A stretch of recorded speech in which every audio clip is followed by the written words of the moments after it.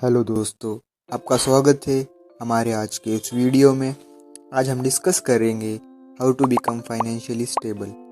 आजकल financially stable होना बहुत ज़्यादा ज़रूरी है क्योंकि ये आपकी ज़िंदगी को बेहतर और आसान बनाता है।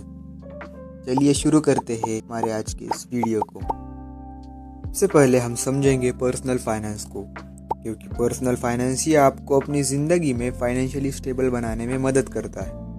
पर्सनल फाइनेंस होता क्या है? इसका मतलब है आपके पर्सनल फाइनेंशियल डिसीजंस। इसमें सेविंग्स, इन्वेस्टमेंट्स, बजटिंग और डेट मैनेजमेंट शामिल है। पर्सनल फाइनेंस इम्पोर्टेंट क्यों है? पर्सनल फाइनेंस को समझना आपकी लाइफ पर सिग्निफिकेंट इम्पैक्ट डाल सकता है। यह आपको बेहतर डिसीजंस लेने की ताकत देता है जो आपके स्पेंडिंग, सेविंग और इन्वेस्टिंग को इम्प्रूव करते हैं। आप अपने फाइनेंशियल गोल्स को अचीव कर सकते हैं, चाहे वह घर खरीदना हो, बच्चों की एजुकेशन हो या कंफर्टेबल रिटायरमेंट का प्लान हो। तो सबसे पहले हम बजटिंग की बात करते हैं। बजटिंग का मतलब है अपने पैसों को समझना और कंट्रोल करना।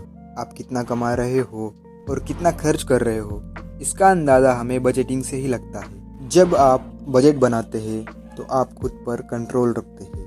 आप जान पाते हो कि कोई चीज़ आपको खरीदनी है या नहीं। बजट बनाने के लिए सबसे पहले आप कितना कमा रहे हो और कितना खर्च कर रहे हो, इसका पता करना होता है। अब बजट बनाने का एक बहुत ही सिंपल सा और ट्रेडिशनल सा रूल है जिसे आपने कई बार सुना होगा, 50-30-20 रूल। इसमें आपके टोटल इनकम का 50% नीड्स के लिए जाना चाहिए, like rent, grocery, EMI। 30% wants के लिए, लाइक एंटरटेनमेंट, बाहर होटल्स में खाना हो, शॉपिंग हो वगैरह। और 20% सेविंग्स करें। आपको कम से कम 20% सेविंग्स तो करनी ही चाहिए। बजट बनाने के बाद इसे रेगुलर मॉनिटर करें और देखें कि क्या आप अपने बजट के अंदर आ रहे हो या नहीं। अगर कोई एडजस्टमेंट की उसको जरूरत है तो तुरंत ही करें।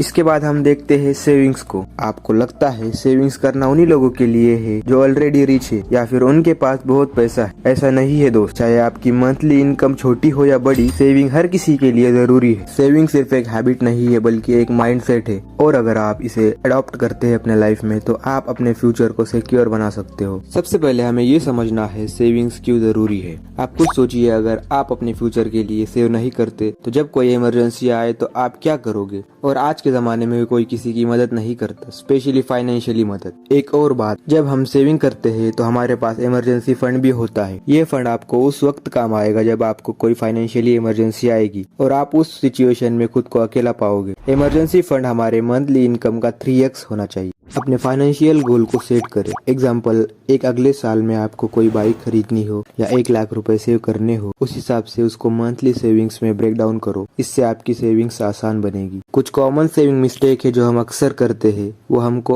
अवॉइड करना चाहिए। सबसे पहला मिस्टेक है इम्पल्स बाइंग। ये सबसे कॉमन मिस्टेक है। बहुत बार हम बिना सोचे समझे कोई चीज खरीद लेते हैं जिसकी हमें इतनी ज्यादा जरूरत नहीं होती, तो हमें खुद पे कंट्रोल करके इसको अवॉइड करना चाहिए। सेकेंड मिस्टेक है not having a financial goal. अगर आपके पास कोई गोल नहीं होगा तो आप सेविंग को सीरियसली नहीं लोगे, तो गोल होना मस्ट नीडेड है। अब हम इन्वेस्टमेंट के बारे में डिस्कस करेंगे, जो कि one of the most important की पॉइंट है पर्सनल फाइनेंस का। अगर आप सिर्फ सेविंग कर रहे हो तो इससे काम नहीं चलेगा, क्योंकि टाइम के साथ इन्फ्लेशन की वजह से आपके पैसों की वैल्यू कम होती है। इन्फ्लेशन को एडजस्ट करने के लिए आपको स्मार्ट इन्वेस्टमेंट की जरूरत है। स्मार्ट इन्वेस्टमेंट का मतलब है अपने पैसों को डाइवर्सिफाई करना। हम इन्वेस्टमेंट के कुछ एस्पेक्ट डिस्कस करेंगे। Fixed deposit.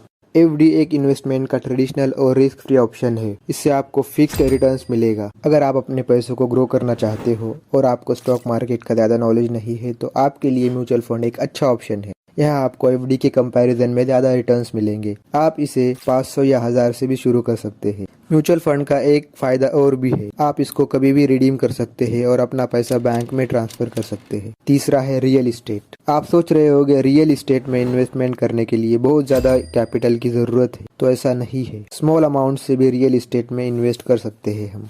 रियल इस्टेट में इन्वेस्ट करने के बहुत सारे ऑप्शन है, लाइक REITs। इसमें बिना प्रॉपर्टी खरीदे आप इन्वेस्ट कर सकते हैं। ये म्यूचुअल फंड की तरह ही काम करता है, जहां लोगों का पैसा मिलके कमर्शियल प्रॉपर्टीज जैसे ऑफिसेज और मॉल में इन्वेस्ट होता है। ऐसे कुछ और भी ऑप्शंस है जैसे fractional ownership, real estate crowdfunding, buying land in smaller towns. अब हम देखते हैं पर्सनल फाइनेंस का और एक इम्पोर्टेंट पॉइंट, डेब्ट मैनेजमेंट। हमेशा कोशिश करो डेब्ट से दूर रहने की। Credit card bill, personal loan, इसको हमेशा इग्नोर करो। अगर आप कोई बड़ी चीज खरीद रहे हो तो मिनिमम डाउन पेमेंट से ज्यादा ही पे करो, क्योंकि ऐसा करने से आपको कम इंटरेस्ट देना पड़ेगा और आपके ईएमआई कम टाइम में पूरे हो सकते हैं। आखिर में अगर आपके पास थोड़ा सा टाइम है तो अच्छे से रिसर्च करके डायरेक्टली स्टॉक्स में इन्वेस्ट कर सकते हो, लेकिन यहाँ रिस्क थोड़ा ज्यादा हो सकता है। अगर आप अच्छे से रिसर्च करके एक पोर्टफोलियो बनाते हैं तो आपको अच्छे रिटर्न्स मिल सकते हैं।